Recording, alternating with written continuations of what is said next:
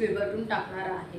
क्रूजवर आनंद घेणारे मायलेकर अचानक क्रूज पलटल्याने धरणात पडले। अचानक धरणात पडलेल्या घाबरलेल्या आईने लेकराला आणि लेकराने आईला घट्ट मिठी मारली। संकटात ताटातूट होऊ नये म्हणून ही मायेची मिठी शेवटची ठरली आणि मरण सुद्धा या मायलेकरांना दूर करू शकले नाही। धरणात क्रूज असताना नर्मदाच्या लाटा आणि सोसाट्याचा वारा यामुळे क्रूजची वेगळीच हालचाल सुरू होती। उसळणाऱ्या ह्या लाटा मनमोहक वाटत असले तरी हे हवामान मोठ्या संकटाची सूचना देत होतं। याची पर्यटकांना मात्र जराशीही कल्पना नव्हती आणि अचानक जे नको होतं ते घडलं आणि सर्व संपलं। पर्यटकांनी खचाखच भरलेली ही क्रूज पाण्यात बुडाली।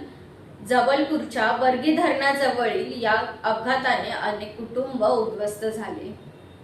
मध्य प्रदेशातील जबलपूर येथील हे प्रसिद्ध पर्यटन स्थळ असलेले बर्गी धरणात ही मोठी दुर्घटना घडली।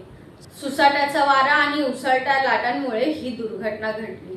ही घटना घडली तेव्हा क्रूज मध्ये अंदाजे 50 प्रवासी होते। या दुर्घटनेत आतापर्यंत 9 जणांचा मृत्यू झाला असून त्यात एक लहान मुलाचाही समावेश आहे।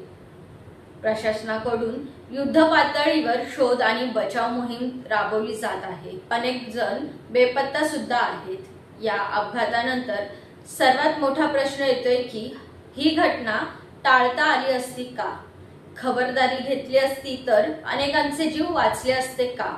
अच्छा, तो आपके कितने परिवार के लोग मिसिंग हैं अभी? मेरा बेटा और मेरी वाइफ मिसिंग है। अच्छा, और आपको ये चोट कैसे आई? आप भी सवार थे क्रूज में? वेव से वो ग्लास टूटा ना उसका क्रूज का, वो कांच पूरा आके फेस पे सर पे काफी जगह लगाया पे। दिल्लीचे प्रदीप कुमार या अपघातातून थोडक्यात बचावले, पण त्यांची पत्नी आणि त्यांचा मुलगा यात त्यांनी गमावल्या। प्रदीप यांचा थरथरता आवाज आणि पाणावलेले डोळे या दृश्याची साक्ष देत आहे।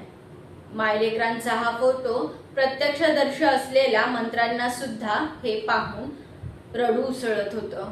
मात्र ही घटना का घडली, कशामुळे घडली आणि त्याच्यावर भविष्यासाठी काय उपाययोजना असेल हे पाहणं अत्यंत गरजेचं आहे। मात्र मायलेकरांचा हा फोटो आणि ही दुर्घटना पाहून देशभरामध्ये हळहळ व्यक्त केली जात आहे।